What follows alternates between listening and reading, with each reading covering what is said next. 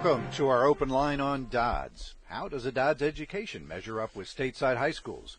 What DoDDS schools are closing? What new construction is coming? Find out more in this morning's live open line with the Director of DoDDS Europe, Diana Ohman, along with her Chief of Staff, Sue Gurley, and the Chief of Education Division, Harvey Garrett. I'm George Smith. In addition to airing the show on our power network frequencies this morning, we're also airing it in central Germany on 98.7 FM because our power network transmitter is off the air. First of all, good morning. Glad to have you here in our open line. I think a good place to start would be, Sue, you're the Chief of Staff. What does the Chief of Staff do? Good morning. The Chief of Staff is responsible for organizing and communicating with the military communities with regard to our advisory councils.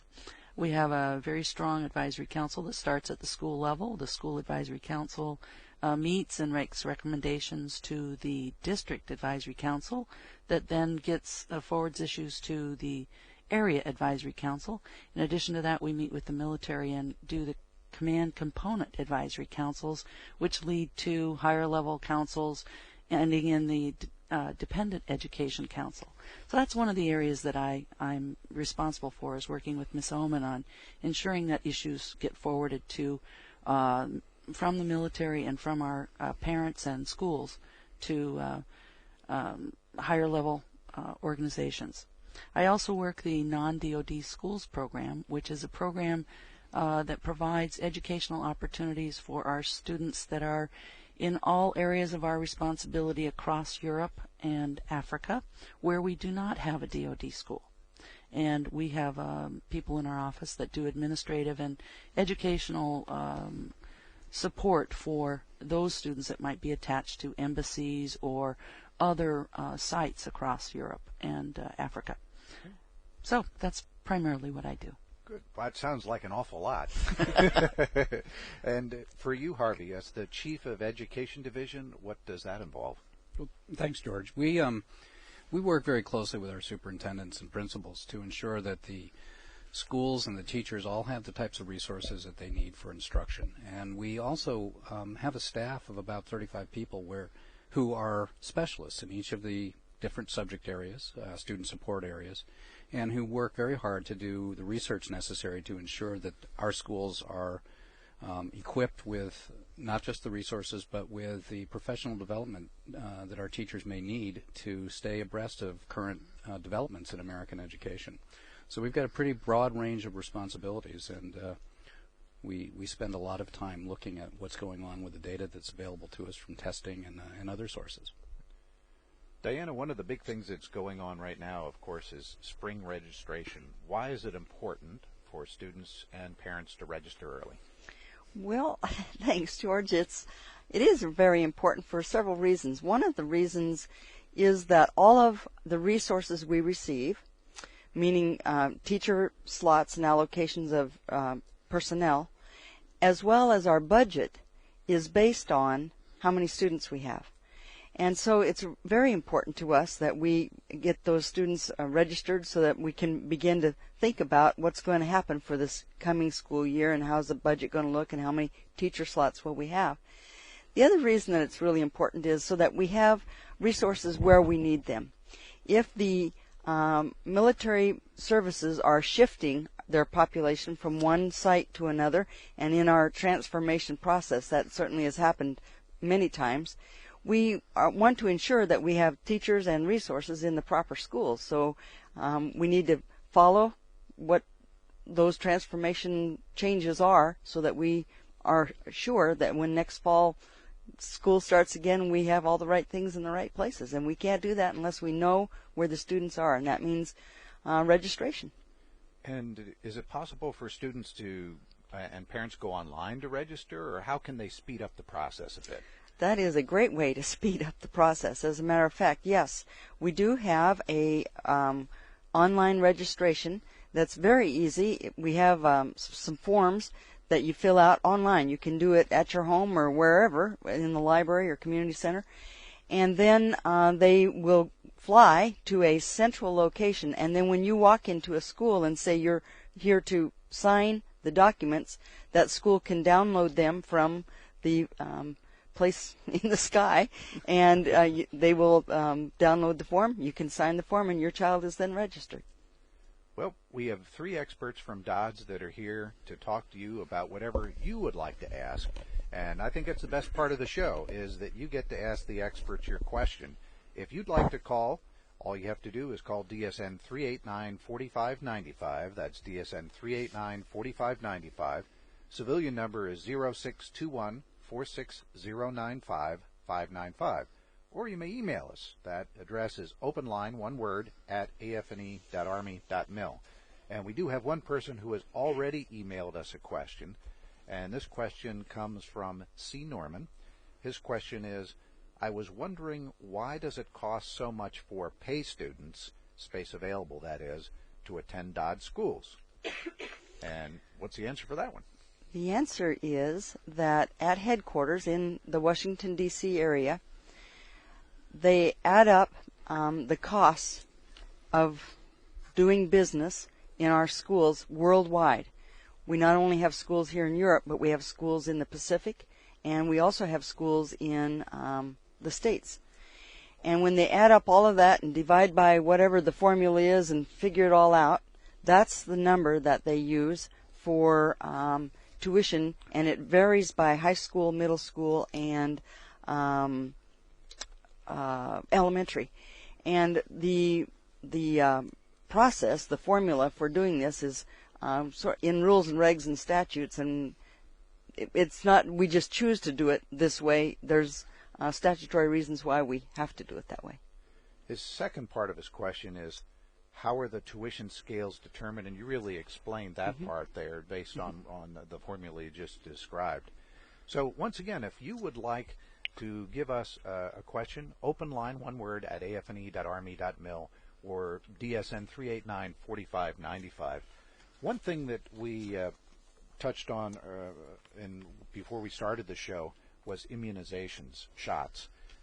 How do you determine what shots are necessary here in Europe? What shots do the kids have to take? George, I'll talk to that one.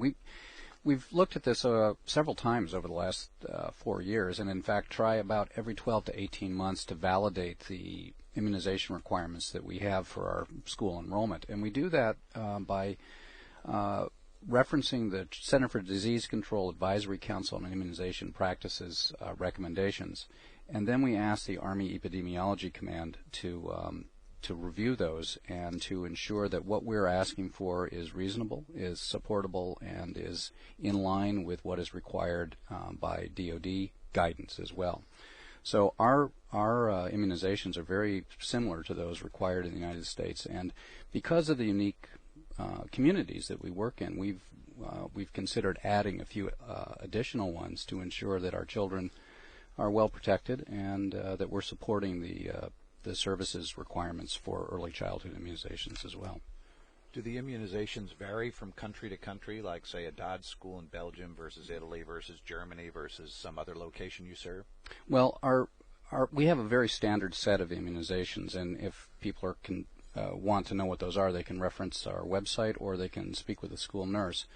But from school to school, whether it's here in Europe or in the Pacific or in any of the areas that we serve, even in the United States, it's a very standard list. However, we do have some places where the local military medical authority has identified a special vaccine that may be required, and we always defer to the military medical authority when that goes on, and we support it. We don't actually give the immunizations. That's still the responsibility of the supporting command. But our nurses are very conscientious in getting the word out to families about what's required and in making the appropriate liaison with the local hospital or clinic to make the immunization process as painless as possible, if that's actually possible.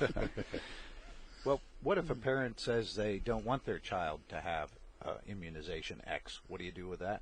Well, in that case, we do respect that. There are some situations in which there may be medical reasons that the child shouldn't get the vaccine, and when a medical professional tells us that this is there's a contraindication, if you will, for that, there's a waiver that's provided, and that's a very straightforward process.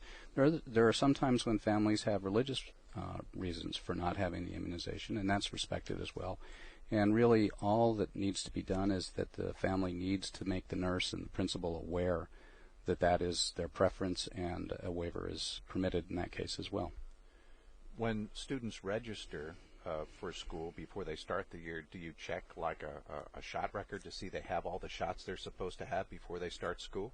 Absolutely. Yeah, our nurses are part of the registration process, and as a group of professionals, I've got to hand it to our nurses. They're very, very conscientious and very concerned that the children are up to date on their immunizations.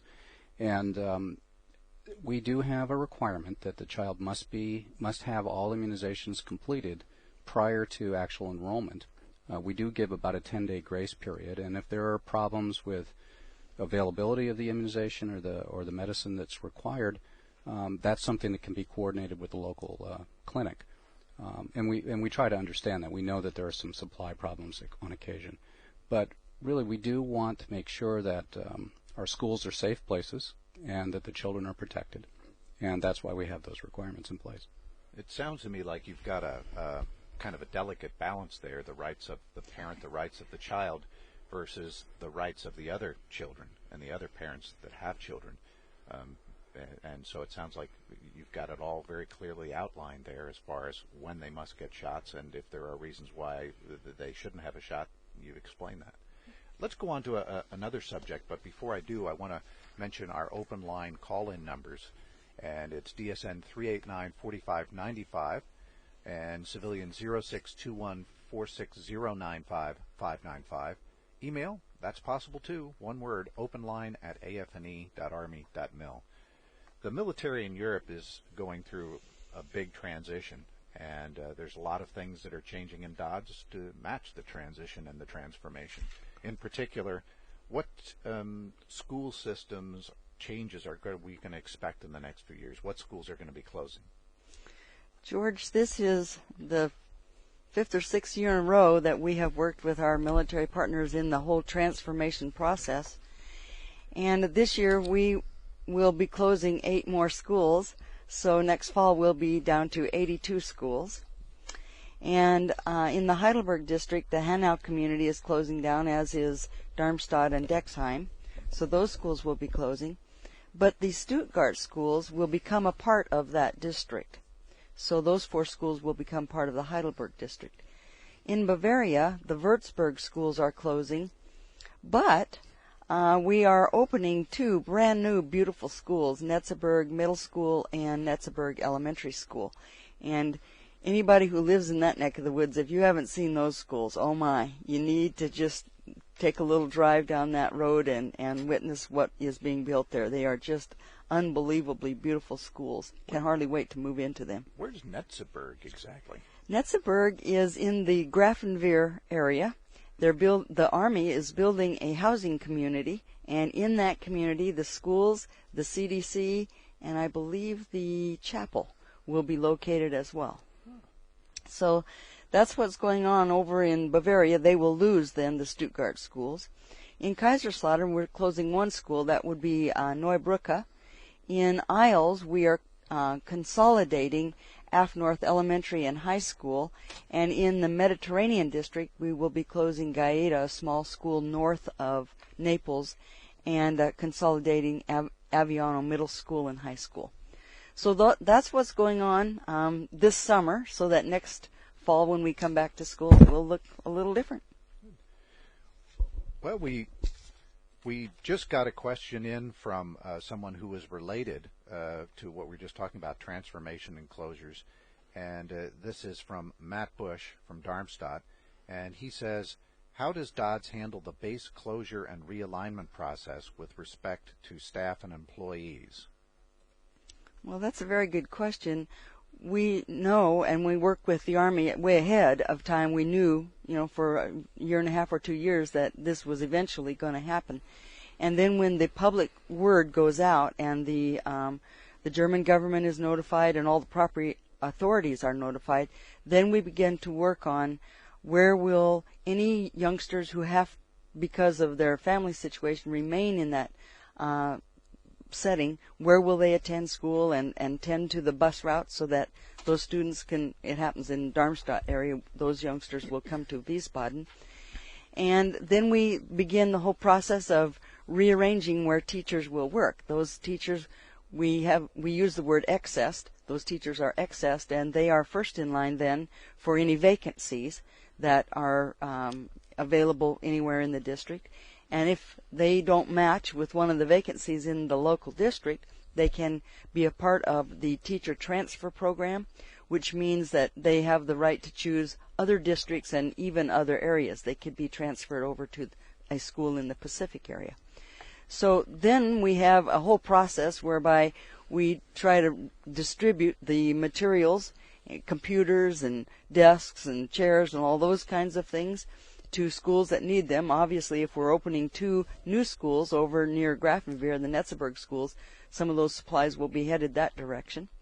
So it is quite a process. Everybody has to work together. We don't do it alone. You know, we certainly work with the communities to make sure that everything is done properly, and we turn the buildings over in proper form and all of those things. It's not an easy process, but it is a process that we now know how to do fairly well because we've closed 40 schools in the last 9 years. Wow, that's a lot of schools. Listening to DoDDS Europe, Director of DoDDS Europe, Diana Ohman. And as far as teachers go, what's the process you go through to determine what new teachers you hire? Like, certainly there's a lot of them in the States that are interested in coming to Europe. Well, what process do you go through to pick the very best teachers? Actually, we've not been afforded that opportunity very much because of transformation. We always have had, in the last 9 years, accessed teachers, so they've, of course, come first in filling any vacancies we have. But we do have a human relations division at headquarters where they accept all of the online applications. If you want to work in our school system, you have to apply online. And then the credentialing people have a look at your package and determine whether or not you have the appropriate education or experience to work in our school system. And then if we do have a vacancy that we can't fill with an accessed teacher, and there are more vacancies than we have teachers, then we out here in the field have the right to look at the applications that pass muster at headquarters. And I can tell you that when we finally know that all of the excess teachers are placed, principals go into action to go through those files to fill vacancies that they still have vacant. And it is a summer-long process for those principals to find the right candidate to match their vacancy. How long could a teacher stay with DoDDS Europe? Could they stay as long as they like and as long as they do a good job? They can. That is true. We do have a teacher evaluation system, and if the evaluations aren't good, then we will work through that process to either help that teacher grow and be better or to get them out of our system. But if you are a good teacher and you have good evaluations, then yes, you may stay as long as you like. And many teachers do that for a lot of reasons, but one of those reasons is we are all federal employees, so we're part of the federal retirement system. And that is not a system that can work in and out of the state retirement systems. So once you're here and you've been here several years, it's like you've almost made a commitment to this retirement system. We have a question here from a teacher, but first I want to give out our open line phone numbers once again. DSN 389-4595, civilian 0621-460-85595. One of the things with open line is you never can tell. People will call, fax, email. It happens to be this morning we've gotten in 4 questions from folks via the internet. Okay. This one is from Ann Fitzgerald. She is a sub at a local DoDDS high school, the school in Naples, Italy. Her question is, I'm a sub. I think it would be wonderful if DoDDS would provide DVDs that DoDDS supports to their teachers, staff, and especially the substitutes to help with classroom management and resolving discipline issues in a positive manner. Our Naples Personnel and Media Center have no resources for us to help our students, and says it's difficult to have training for everyone at one time. However, if DoDDS could implement a resource area for personnel, we would feel the support from above and how to best handle the classroom. And again, she's a sub-teacher in Naples, Ann Fitzgerald. Who wants to handle that one? Thank you. Harvey. Yeah. Well, thanks, and thank you for sending this in. One of the things that we've really been trying very hard to do is come to terms with how can we best harness technological resources to deliver this very type of professional development. And as you can imagine, in Europe or in any DoDDS setting, to bring a group of teachers together from all over the continent is a very, very expensive thing. And it's something that we've been dedicated to doing, but as time has gone on, we've begun to realize that there are other ways that we might be able to do this. So, Anne, I can tell you that we're working on this, and we have made some inroads into this. We're still kind of experimenting with the medium, frankly. It's been some of the things that we've done by DVD or by technology have mixed reviews, and there's a real art to developing that kind of material to be developed without the benefit of interaction between people in a classroom, as we are sort of traditionally used to doing. But I can tell you that this is something that's high on our priority list, and that we want to do. And I appreciate the thought that there are some very specific issues that we might address that would meet teacher and substitute needs. So thanks very much. You just heard Chief of Education Division Harvey Garrett. You're listening to a DoDDS Open Line, your chance to ask questions to the experts at DoDDS. This question comes from someone in the Darmstadt area. Why is it that Darmstadt school children at the school are only being offered counseling if they are transferring to Wiesbaden? All of the students are transitioning, so why are exclusive services being offered? Why not just open it up to all of them? We're moving to K-Town, and my children have concerns too, as well as many others. And this one comes from Cheryl. Wow. Well, Cheryl, that's a good question. I think not knowing the situation specific, I would recommend that you work with the school administrator in asking the question about whether or not your student could be engaged in the counseling process. We have transition services available to many of our students, and frankly, I think if you want to have your child engage in those activities, that you would work with the local school administrator and pursue getting those services for your own student. Sue Gurley, Chief of Staff, DoDDS Europe. So we talked earlier in the show about how does a DoDDS education compare to a high school education in the United States? What measuring sticks do you have to determine how good a DoDDS education is? I know I probably opened up a question that probably will take you 15 minutes to answer, but how can you tell it's a good education? Well, I'll defer to some of the other folks at the table here in a second, but among some of the tools that we have is the Terra Nova testing program, and this is done every spring, and it's at each grade level, and we're able to compare for really not on an individual student basis, but on a basis of a system, how well our students compare to children in similar grade levels in the United States, throughout the United States. And it's what's called a norm reference test. And what this provides us is, by subject area and by grade, a benchmark, if you will, by which we can compare the achievement of our students against this large group of kids who have taken the same test. And for them, by and large, our kids are scoring above the national percentile, median percentile. And what this means to us is that our program is providing services that enable our children to move back and forth freely from our system back into American school systems for the most part. Now, we know that there are certain times when there are individual concerns about this, and we want to understand those better. But the Terra Nova really gives us an idea of are our standards and our curriculum programs in keeping with what is expected in the United States today. And I think that our kids, to their credit, because of the transition that they go through so frequently, are doing very well. Diana, do you have anything you want to add to that?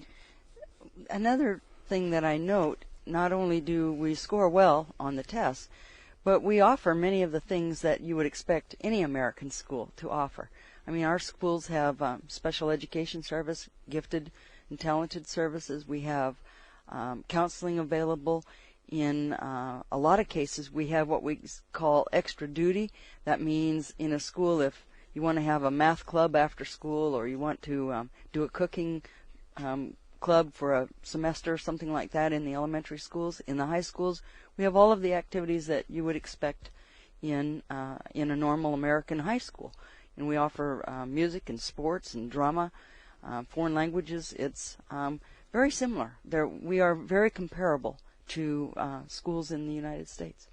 I believe that DoDDS Europe just completed their Terra Nova testing. When will you post those scores? Those scores will, first of all, we have to send all of that material in to get it scored, and then the scoring agency will send it back to us probably at the end of June, the beginning of July. We usually see those reports sent to us in midsummer. George, I might add, too, that just thinking about this question, the concept that we actually look at the 19 states that are most impacted by our military children, those that go to and from those states that transition in and out of Europe, and we're looking at those stateside programs, look at their curricular programs, look at their student activities, so that we can keep abreast of what those states are offering as well. Sue, an interesting point you make there. I just want to jump off on it a little bit.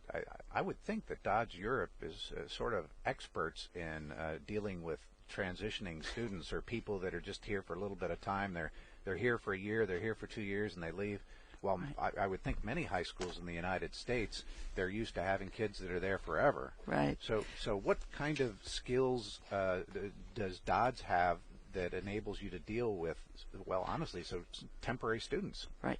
One of the most exciting programs that we have are working on this year, and we've just offered training for students and faculty on a program called Student to Student. It's a Military Education Coalition, Military Child Education Coalition, let me get that right, MSEC we call, has worked with us, and we've trained all of our high school folks, and they offer a program for students who come to and from Europe, and most importantly, welcoming our students to make them feel comfortable coming into the school. Being the new kid on the block is not an easy thing, and we understand that for our students, how difficult it can be when you're coming to a new school. You know you're not going to stay very long. It's hard to make new friends, and we recognize that's an important part of adjusting to life in the military community and life in the DoDDS schools overseas. How do you help students cope with the fact that their mom and dad might be deployed to Iraq or Afghanistan? Well, that's $1 million question. We have a lot of our schools that are engaged in activities and programs that support students whose parents might be downrange, who might be deployed for long periods of time, or who might be experiencing redeployments on a regular basis. And many of our schools offer unique programs that are unique to their community. They engage with the military to ensure that they're participating. The school is part of the military community is in terms of getting ready for the deployment or getting ready for the reintegration. So we do a lot of things that can support the students. And if we see a student, and our teachers hopefully have really become more attuned to the child whose parents might be deployed by checking on behaviors, monitoring how they're doing in their classrooms, engaging in just watching for behavioral changes. And we can offer counseling and other kinds of crisis management support, certainly when that's necessary. We have students who have Gaggle accounts. We call that is our student email, and they have the opportunity to communicate downrange by email with their parents through this account. And one of the things that we have prided ourselves in addressing parents that are deployed is working with the fifth signal command in broadcasting our graduations downrange. That's been really a very positive aspect. Not only can parents see it downrange, but when we give the web location for the graduation broadcast, we have grandparents in the States and others that really enjoy the opportunity to see their grandchild or other child to go through the graduation process, the rite of passage. DoDDS Europe Chief of Staff Sue Gurley. Questions? Give us a call. DSN 389-4595. Again, DSN 389-4595. Civilian number 0621-46095-595. Email open line, one word, at afne.army.mil. Well, one thing that we're all dealing with is budget, money. I mean, you can do great things if you have lots of money, but when you don't have a lot of money, it gets a little tougher. How is the budget impacting DoDDS Europe? Well, budget for the whole Department of Defense is a topic of concern because we are conducting 2 wars, not along with everything else that we have to do, and it has impacted the DoDDS Europe budget as well. Not only that, but we live in Europe where the euro and the dollar don't seem to match these days. So our LQA and our post-allowance rates, all of our bus contracts and cleaning contracts are in euros. And so that means we face a difficult situation to be sure that we keep up with the currency rate changes. Nonetheless, we do not falter in assuring that our students are receiving what they need. I mean, every day, every bus runs. We have the materials that we need in our classrooms so that our teachers can teach the things that we require. We always try to assure that we will have the usual student activities. We just completed our honors band and choir concert the other night, and it would be a tragedy if we had to do, cutting any of those kinds of things. So those are always very last on our list. We have had to cut some things this year, and it has to do with TDY and professional development for teachers. Somewhere you have to cut something, and if we're going to protect student activities, well, it gets down to those kinds of things. So, yes, the budget issues have been an impact on our agency, but no, we have tried very hard to be sure that students and the activities with which they are involved are not cut. When you look at a school, is 8 students too few, or how do you determine if you're going to cut a school program or close a school? Is there some kind of number that you look at, or location? I guess it's a whole variety of factors when you make a decision like that. It is a whole variety of factors, and actually we've not cut any student activities to date, but we do close schools. Usually the schools that we close, in the 40 that we've closed, probably 37 or so of them have been because of a whole community closing. But we have had some cases where the student population became so small that we could no longer maintain a school. We tried to maintain a high school in one situation where we had less than 20 students in the whole high school, and it just got to, we weren't providing the kind of education that students require, so we did have to close that school.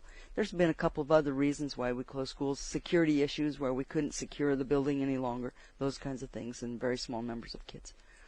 But it's not easy, and we deliberate long and hard about what shall be cut when it comes to budgets or when it comes to schools. Either way, it's not just a flippant decision, I can assure you.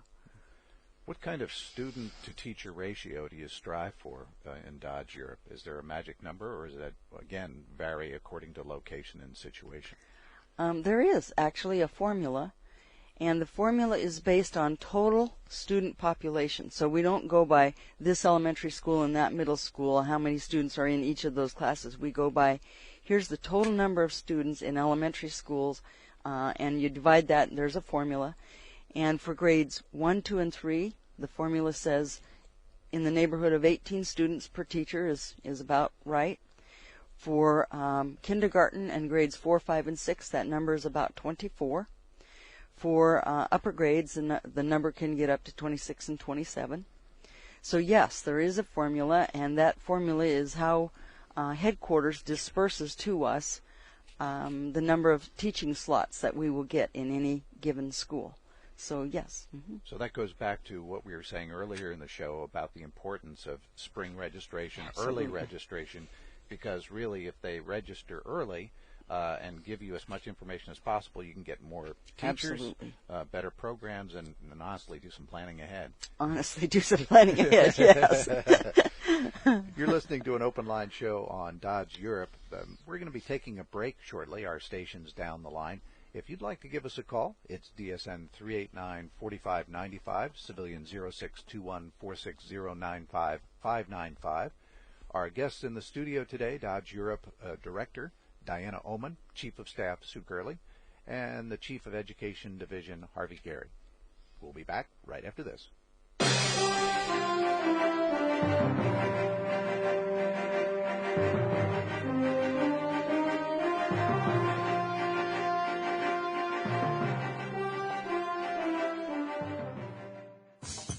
If you're in the Army and receive tuition assistance, listen up. The Army Continuing Education System has launched a new website that centralizes and automates the tuition assistance process.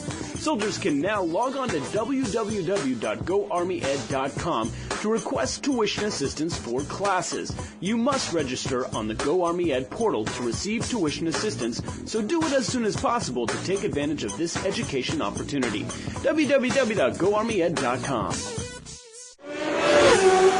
So you've traveled to Germany and you've got your car. Can't wait to drive as fast as you want. While it's true some stretches of the Autobahn have unrestricted speed limits, understand that German law does have a recommended maximum speed limit of 130 kilometers per hour. The law also requires that you adjust your speed to meet road, traffic, and weather conditions. So before you bury your speedometer, think about it and drive to arrive.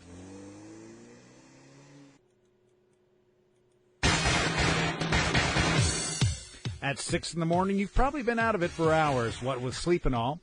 You need one place that can get you caught up on what's been going down. AFN Europe's Morning News Watch. You'll get the latest news, sports, and market reports. You'll hear about the weather conditions you'll be driving through, and you'll get incisive commentary from across the political spectrum. That's the Morning News Watch, 6 to 9 from AFN Europe's Power Network. Do you have something that you feel is, well, inadequate? It's your overseas housing and utilities allowance, isn't it? Is it enough? Do you need more? Say so with the 2008 USERA OHA survey. Any service member who gets OHA can fill one out, and it'll have an impact on how OHA is set. It's only on the internet now through April 17th at 266fincom1.hqusera.army.mil. 266fincom1.hqusera.army.mil.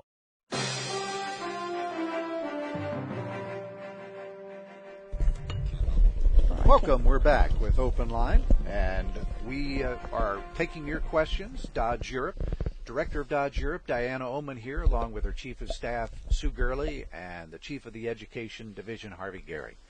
Well, one thing that is out there that is new to me, and maybe it'll be new to some of our listeners, grade speed. What is it? Grade speed is a wonderful tool for teachers and for parents. It's a tool for teachers to record grades and mark assignments and communicate with parents. When a teacher gives an assignment, they can place it on grade speed, and then with a password, the teacher can look at what the assignments are, and then the teacher can grade the paper and score it and put that online also with grade speed, and then mom or dad can have a look at how their children are doing, because they not only can see the assignments, but they can also see the scores children are making. And this year we have a beta test going on. Any teacher who wants to try it can, and we have had, 1,600 teachers, I think, try this. And we have negotiated now with our unions, and next year all teachers will be using this for at least semester grades. They may not have to put in every grade on every piece of paper that they grade, but they will put in semester grades. But it is such a handy tool for teachers. I'm thinking that many of them will choose to do it. And everywhere I go, whenever I visit with parents or military leaders, they love this because they now can keep track every day of how their children are doing. Now, the students aren't so happy. I met with a group of high school students the other day, and they said, well, we want to be able to get in there and have a look. And that's not the way the program is built. It is for parents and teachers. So I'm thinking this might turn out to be just a generally good tool for everybody. Grade speed. Okay. Hey, we have our first caller this morning. We've had about 5 or 6 emails, but on the line this morning, Richard from Würzburg. Hello, Richard. Hi, how are you? Doing fine. I understand you have a question about school board. Okay, first of all, I want to give out the correct phone number, which is 0621-4608-5595. Again, 0621-4608-5595. Oh, good. Thank you. Okay, now my first question is, why is it, and I've really had this question for a long time, is why that DoDDS doesn't have a school board? Actually, we are part of federal government, and most school systems are there by virtue of state statute, because education is basically a state entity. But because we're a federal school, all of the statutes about how we are run are federal statutes. And back 62 years ago, when this school system was put into place, in that statute, there was not a Board of Education. And frankly, it might be difficult to make that work. Frankly, this whole school system started out first as an Army system, separate from the Air Force system, separate from the Navy system. And through the years, we've just kind of come together. But we do, instead of school boards, have our school advisory committees, and Ms. Gurley talked about that earlier today. We have then the district advisory committees and the area advisory committee. We also have, on the military chain, a chain of meetings that happen at the local level also, and then, frankly, worldwide level, to try to deal with problems that are occurring in our schools. So it's not that you don't, as a parent, have a say. You do have. We just don't call them school boards. They just don't work exactly like school boards work in the states. But we certainly invite you to take advantage of the system we do have in place that can do the same kinds of things. So where does a parent go for an independent, unbiased judgment? Judgment? Or point of view? Sounds like you have something specific in mind. No, I'm just, I've never heard of any military people having any training to deal within the chain of command with school-oriented problems, and I think the people that you're mentioning that are in this school advisory council are all primarily parents of school kids or school member staff. The advisory committee is open to anybody to attend. The people who run those councils, meaning the president and the vice president and the secretary, are all elected people, and generally they are parents. Teachers are invited to come. They sometimes have their own students in our schools as well, but for the most part, the people who run those advisory committees are elected people, and generally they are parents. But there's just as you say, advisory. There's no requirement for anybody in the what you call chain of responsibility or chain of command to listen to them. Oh, I have to tell you, we take the advice of those boards or councils very seriously. My area advisory committee just met the other day, and we have a series of 5 or 6 things that we are forwarding to my boss, to my headquarters, for resolution. And they were very legitimate concerns that have come all the way from a local committee, school council, all the way to the area council, and I can tell you we take it seriously, and we aim to figure out some answers and solutions. Okay. I have only one more question. Okay, go ahead. Basically, when a specialist like a counselor or psychologist or special education person is out, how is a parent to know that those how is a parent to know that those hours or instructional time is made up? Well, in the case of a teacher, there's always a substitute teacher. Mm-hmm. But a substitute teacher just basically has a written whatever's left, and sometimes they're basically sometimes not even more than a high school graduate. Yeah, this is Harvey Garrett, and I understand what your I think I understand what your concern is, and as Ms. Ohman has said, we do have substitutes, and you're right. In some cases and in some locations, we have a very difficult time finding substitutes. But I think the important thing is that our teachers lay out their lessons, and they have a plan of instruction that they follow, and that material is available to the substitutes. And if there's a concern that the children have missed something while the teacher's out, or some of the time that's required by individual education plans apparently isn't being fulfilled, it's important that this be communicated to the teacher and the principal and the people who are working on a daily basis with your child to make sure that we're not missing something. So how is it that the parent knows this? Is the parent informed that the counselor or psychologist or special ed person was out that day and would be made up on this day or whenever? How is the parent to know that this person was out and the child didn't receive that type of instruction? Yeah. Well, good. Richard, I was just going to jump in. It sounds like underneath this all, you have a very specific question and some very specific concerns, and you're in the Würzburg area, correct? Well, I would just this is the open line on the correct phone number that I gave you. Yeah, and sure. So I decided to call in and ask these questions. Yeah, they're very good questions, but what I was just wondering was perhaps if there was a specific something that you were interested in, and maybe steering you towards someone in the Würzburg area that might be able to answer your questions directly if you had something specific there. But maybe well, if I had felt that way, I would have gone and asked somebody there, so I'm asking you. Okay. I might jump in here. This is Sue Gurley, and having been in special education much of my career, I know that individually, school by school, I would guess that they have different methods of informing parents when a specialist might be out of the building or unable to provide specific kinds of services that might be otherwise contracted for, or on a behavior management plan, or on an IEP, individualized education plan.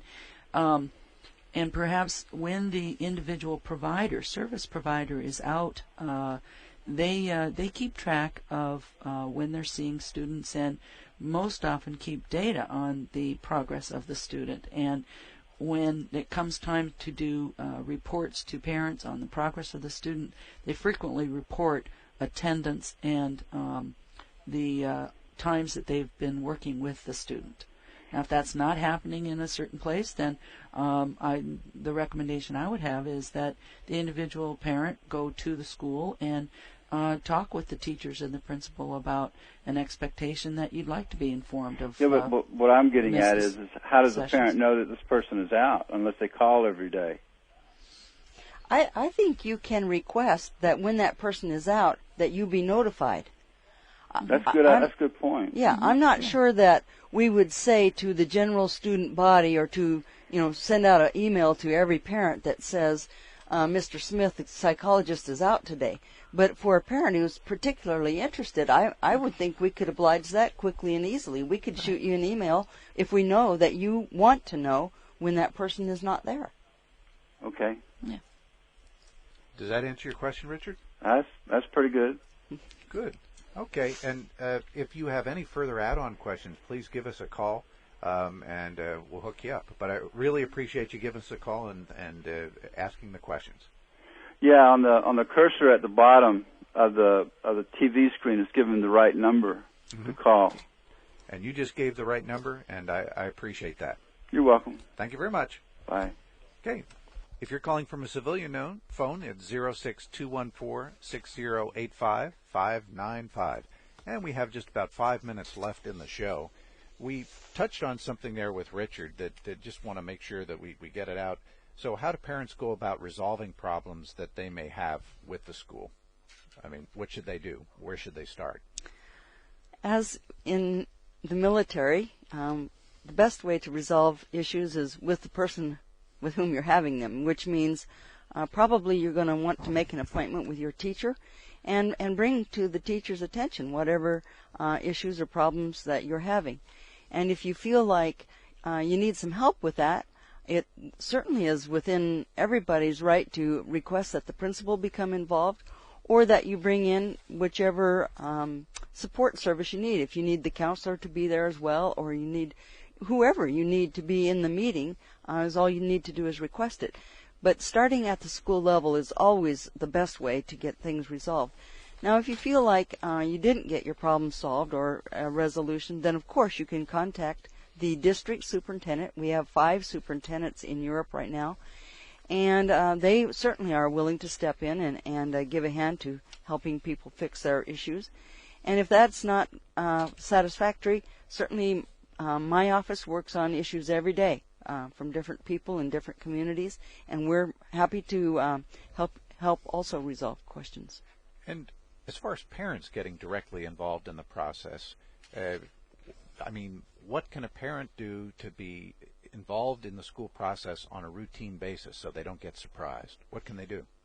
Oh, let me invite every parent to come to school. Come to school and become involved with projects that are going on there all the time. Be a volunteer in your school. Make meetings with your child's students, your students' teachers, so that you can monitor what's going on. We hold parent-teacher, and in some cases parent-teacher-student conferences at report card times, and that's certainly a time when parents are invited to come in and talk about student progress and what's going on in their school. There are just many ways to become involved, and we invite you to come to your school, be in your school, and really ask questions and participate. We have just about 2 minutes, and there's 2 things I'd like to try and cover here quickly. The first one is, I understand there's a new initiative in DoDDS, baseball. What's up with baseball? Oh, boy. Well, we've done a student survey. It's a student inventory of what kinds of things they would like to participate. And baseball is on the list. And baseball was not the highest vote getter, but it was a sport that some students are interested in.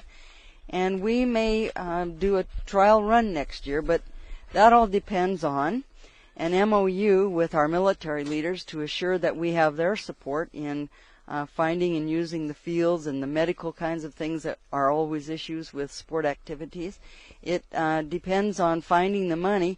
I have no additional funding coming in to make this happen, so something will probably have to go, or we'll rearrange something, and I'm very hesitant to take a sport event from girls, or I'm very hesitant to take activities away from younger children, elementary or middle school students. So we have lots of issues to work. We're going to have a subcommittee of our athletic council begin the process to understand what all the issues are, bring them forward to the athletic council, and move forward in an organized fashion on this project. I got a word from our producer that we're getting some phone calls in, and we're going to take those right after news. You're listening to DoDDS Europe, an open line on DoDDS Europe with the director of DoDDS Europe, Diana Ohman. Just heard from her. Her chief of staff, Sue Gurley, and the chief of the education division, Harvey Garrett. My name's George Smith. We'll be back right after news with more on DoDDS Europe. Stay tuned.